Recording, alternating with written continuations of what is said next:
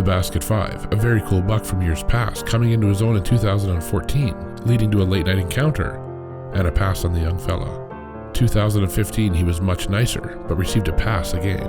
But oh, what a year can do, and in 2016 he was huge, and we were prepping a brand new spot. He's a pretty cool deer. It's a pretty cool spot in here, not a lot of big trees, it's all brush. Lined up and ready, we were heading in, hoping for good luck hunting the tall tine typical. 2016 season's a deer, we call him Basket 5. This year at 6 years old, he is tremendous. The epitome of a typical giant Saskatchewan whitetail. Little did we know just how quick we'd get eyes on the Basket 5 buck.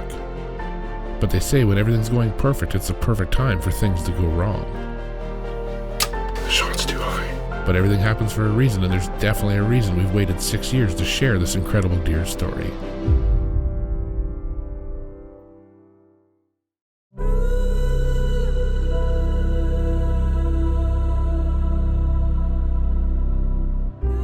Millions of deer hunters head a field each fall, and for many, this is the goal, the dream. There's a reason that a big mature whitetail is the most sought after game animal in the world and the hardest to get. We live our lives hoping for an encounter with them, documenting them. We teach our children so they can share the appreciation and carry on the tradition. You put the time in, the work, the practice, and live the lifestyle just to spend time in the woods with these incredible animals. And we're no different. We head a field with the millions of others each fall, hoping that when it's all over, we can share the story of a legend.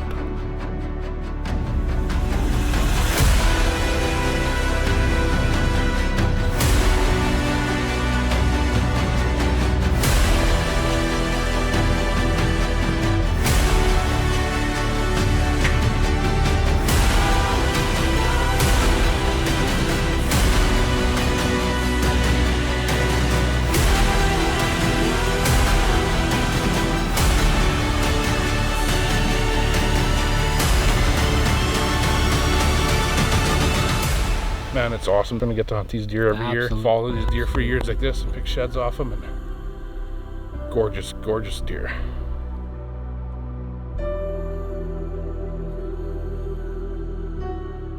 Stealth Cam presents Canadian Whitetail, brought to you by Ozonics, undetectable, undeniable. New archery products, hunt with confidence. Monster Meal, attraction, nutrition, results. Muddy, serious gear for serious hunters.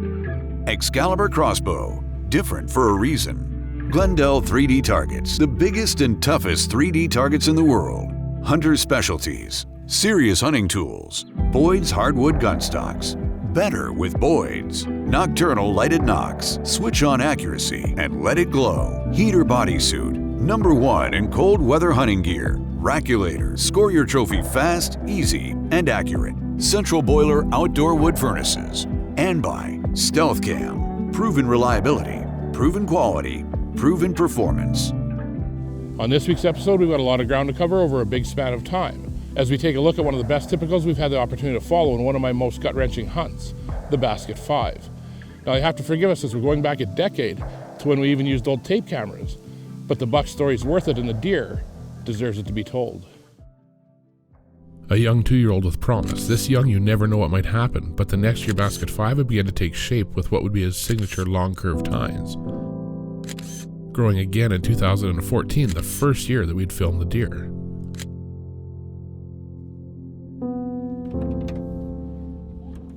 This year, 2014, in the shooter seat hunting a different deer that we named Evil, was none other than our good friend Jason Peterson a couple of years before he left us.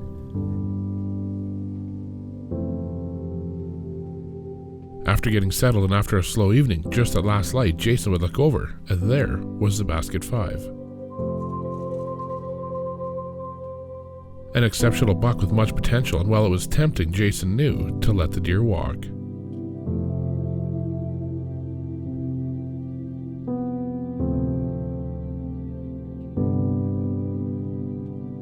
After letting the buck walk, the next year we'd see just how important passing a deer is.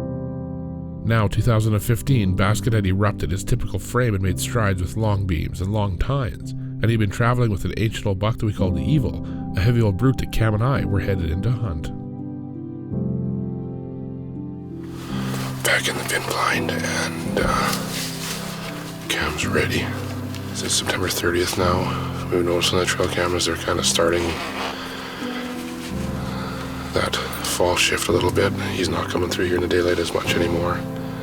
The Basket 5 that travels with him was here a little bit more in daylight. So Cam's going to have a really hard decision because the Basket 5 and the Evil seem to come together. And Evil's, I mean, he's a legend. But the Basket 5 is probably a bigger deer.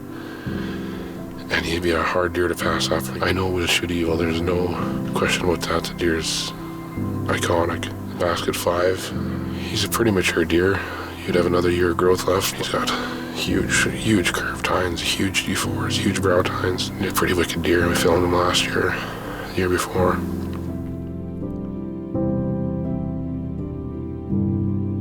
Again, this year it'd be pretty slow, with just a few deer moving early. But as evening wore on and we were packing up, I looked over, and there was Basket 5.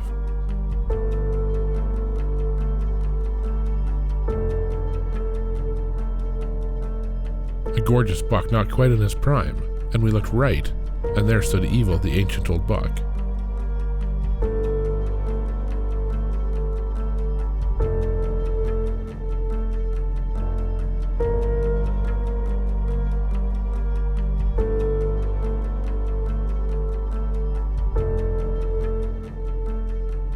With Evil on the wrong side of the fence to shoot and light fading, the decision was made to pass Basket 5 for the year and hope for a better encounter with Evil another day. But what a treat just to get to watch these two incredible deer.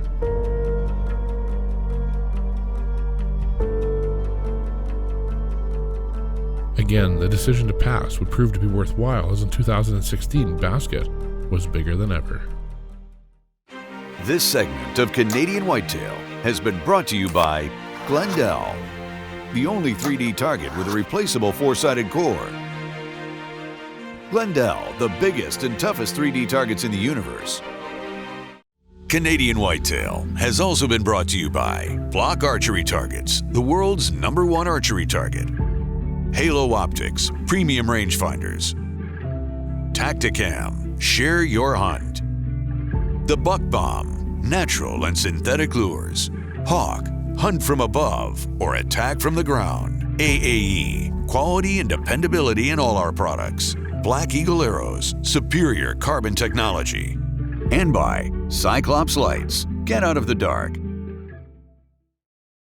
This segment has been brought to you by Nocturnal Lighted Nox. String activated. Simple. Switch on accuracy and let it glow. Nocturnal Lighted Nox. Now, 2016, we were back on Basket and getting set up at a new spot for the buck for the fall.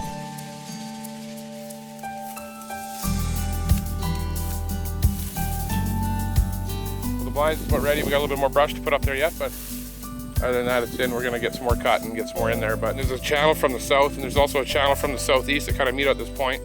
And the deer, they got about 500 yards to go to head out to the road, then go out across the road, out to the agricultural fields, or they can come right in the backside of the blind. There's some hay fields over there. The alfalfa started to die off, which is making this spot less effective over the last couple of years, but because he's a pretty cool deer, and it's a pretty cool spot in here. Not a lot of big trees, it's all brush. So we've got a lot of pictures of the deer this year already, so we know he's alive and we know what he looks like. We had our trail camera about 100 yards away on the fence line, and we had it a little bit further away because we didn't want to have the trail camera and that attracting the deer right to where we were going to put the blind before we had the blind up. So now we got the blind up, everything's ready. This spot's gonna be ready to hunt when we get some more brush up there. So we're gonna put the trail camera here where we want them. And in 5 or 6 weeks when the season's here, hopefully we're in the chips. And what a deer Basket was now at 6. Incredible tines, beams, and brows. This was certainly why we'd passed him for years, and this was the year that we'd try to reap the rewards of our patience.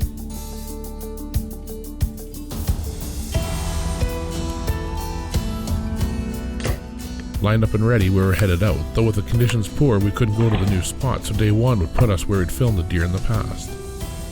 It's day one of our 2016 season, September 15th. It's a deer, we call him Basket 5, and we've had quite a few encounters with him over the years. We had one encounter in this spot with him last year. We passed him up, but he was a pretty nice deer last year. He was easily into the 160s. This year, at 6 years old, he is tremendous. I mean, he's not a very heavy deer. He's not very wide, but huge tines, gorgeous frame. He's so typical that it's not even typical.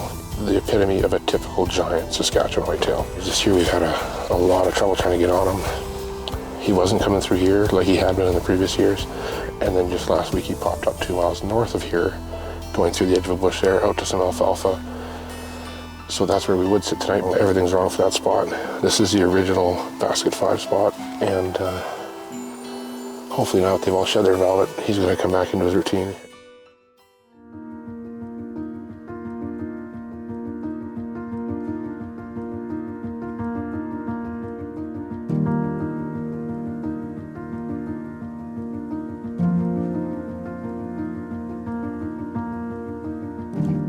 Tonight early, the does and young bucks are moving, and I can never say it enough how enjoyable it is just to watch these beautiful animals.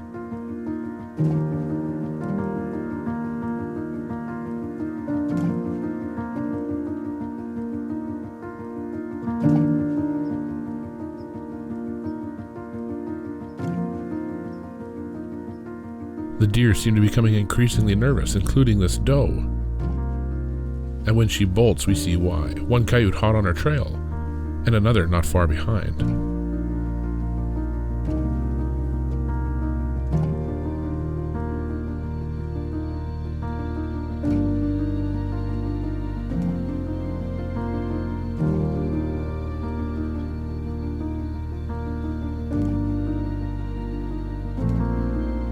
These coyotes effectively putting an end to day 1. But tomorrow, conditions would be just right to hunt the new blind that we were hoping to get into. This segment has been brought to you by the Raculator, the only electronic scoring tool in the world. Built for all antlered game, the Raculator guides you step by step to score your trophy fast, easy, and accurate. Available only at Raculator.com. This segment of Canadian Whitetail has been brought to you by Boyd's Hardwood Gun Stocks, the world's largest manufacturer of aftermarket hardwood and laminate stocks. Boyd's offers stocks for over 1,200 firearm models, so you can make every gun better with Boyd's.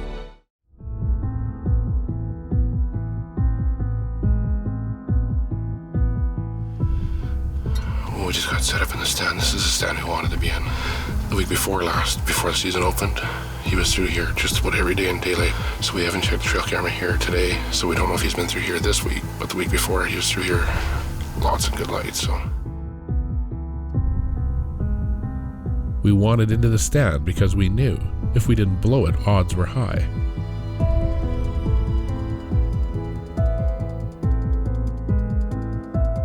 And after a slow start, finally, the first doe and fawn of the evening.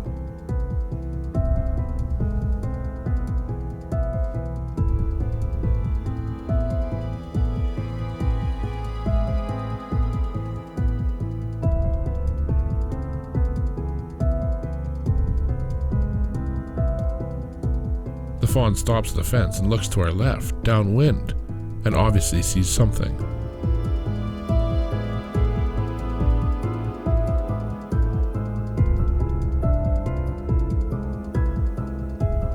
As I watch to the left, I see movement, tines, and there, from our downwind side, steps out the basket 5.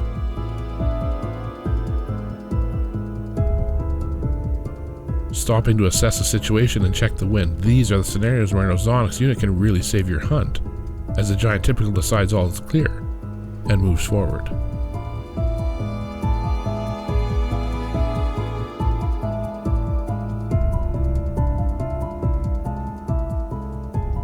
An unbelievable stroke of luck, just day 2, and the huge basket 5 at 19 yards, broadside.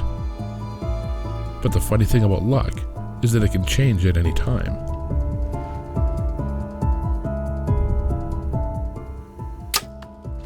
As my arrow hits much high of its mark.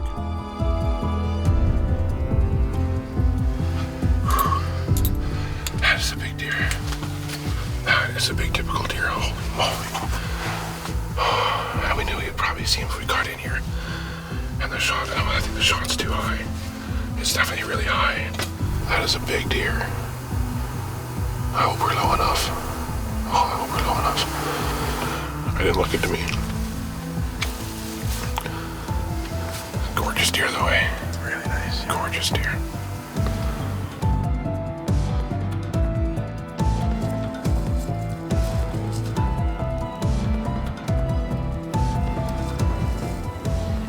doesn't look real good, but then the shot didn't look real good. So go back and have a look at the footage, I guess, and make our decision from there. The shot was bad. The good part of the hunt was definitely over, but hope is the last thing to ever leave.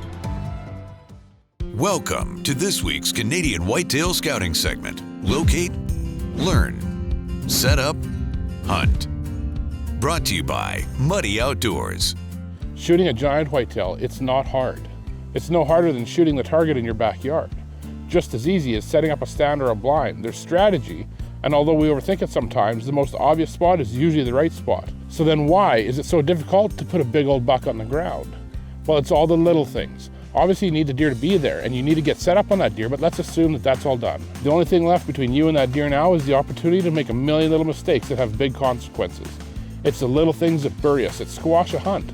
Like lifting your bow at the wrong time, not having your gun ready, not using scent control like an ozonics unit, and making noise when you think nothing's listening. If you have a big buck on one side and you're on the other side, that gap in the middle is the million little mistakes that can keep you from having a chance at that deer. And some of the best deer hunters in the world, sure, they've got knowledge, sure, they hunt good ground, but the majority of their attention and their effort is eliminating all those mistakes that can happen in the middle. You do all the work, all the prep, and often the hunt is blowing on something little, like you step on a stick at the base of your stand getting in. The list of what could go wrong is truly endless, but if you want to increase your chances of taking a big mature buck, evaluate your hunt right from the time you leave your truck until you return. Take a look at all the small little things that could happen that are going to impede your hunt and work on eliminating them. Clean the trail to your stand so it's quiet. Make sure your bow hanger is just in the right spot, or better yet, sit with it in your hand. Spray down before you walk in, eliminate your scent. Make sure your shooting lane is 100% clear. That one little stick that you left because it should be okay, clear it. These are the small things that have a big impact on your hunt. And I've said it many times, but it's worth saying again, not making little mistakes kills big bucks. This week's Canadian Whitetail Scouting segment has been brought to you by Muddy Outdoors. Create your own muddy moment. This segment is brought to you by AAE. Innovation and integrity is in our blood. Quality and dependability is in our products.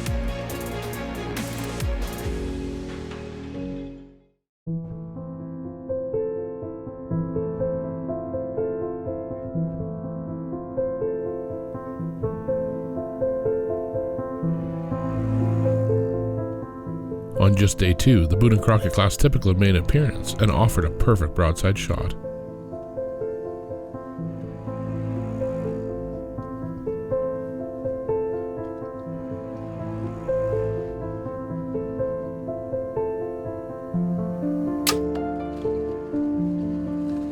A shot that ended up hitting far less than perfect, setting off a string of unbelievable events. That night we knew it was bad. We knew we would leave the deer overnight, and when we returned the next day we found almost no blood. We recruited everyone we could and searched, grid searched, and pulled up nothing. We returned to search for days and days. Those days turned into months. Seasons passed with no sign of him, dead or alive. Years passed with no sign. We felt maybe he'd survived and had a net of cameras out in hopes of just one photo of him alive to give us some answers. And each spring while shed hunting we'd return to look for a deadhead, all with no resolve.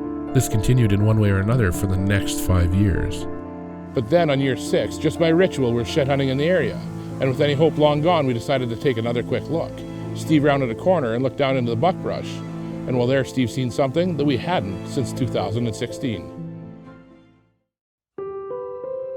Well, it's April 3rd, 2021, and that's probably the longest recovery we've ever had. And we've looked for that deer for 5 years now, hey? Yipper, every year. So we hit him that night, I shot him, and when I hit him too high, and we never ever seen him again. And we were never sure if he lived, hey? Yeah. And every spring that we come shed hunt, we come back and we have a look for him, and this time Steve come around the corner, got into some of this buckbrush, and there was a basket 5.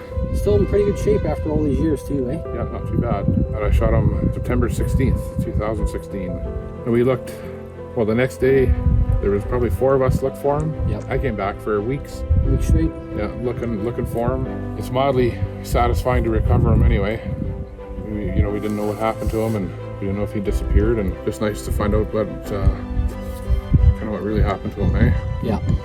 It's hard to explain the feeling. Remorse, a bit of guilt, wishing a person could go back. I know it happens to everyone, but the feeling of failure still creeps in, especially with where we found the deer. If that's where basket 5 died, he should have been recoverable. Over the years, we guessed some bucks for him survived, just old and gone downhill. One we were almost certain of, but in the end, the big typical likely never seen another sunrise after that September 2016 evening. There's also a feeling of closure. We've been waiting a long time to tell Basket 5's story, and we always felt there would be an ending, so we waited, and here he is. And he's finally getting the appreciation and admiration that he deserves, and his story told, even if it's a few years late. Thanks for watching this week's episode of Canadian Whitetail. This segment is brought to you by Wild Edge, makers of the ultimate climbing system, the Step Ladder. Safely design your climb in any tree with the most versatile, lightweight, and compact climbing system, the Step Ladder. To book your own dream hunt in northern Saskatchewan, contact us at Canadian Whitetail Outfitters. Canadian Whitetail is also brought to you by these fine sponsors. Stay up to date with Dean and the team by following us on Instagram, liking us on Facebook, and subscribing to our YouTube channel. For Canadian Whitetail gear and apparel, information, and newsletters, visit CanadianWhitetailTV.com. For past episodes and never-seen content, make sure to subscribe to our YouTube channel or search for us wherever you stream.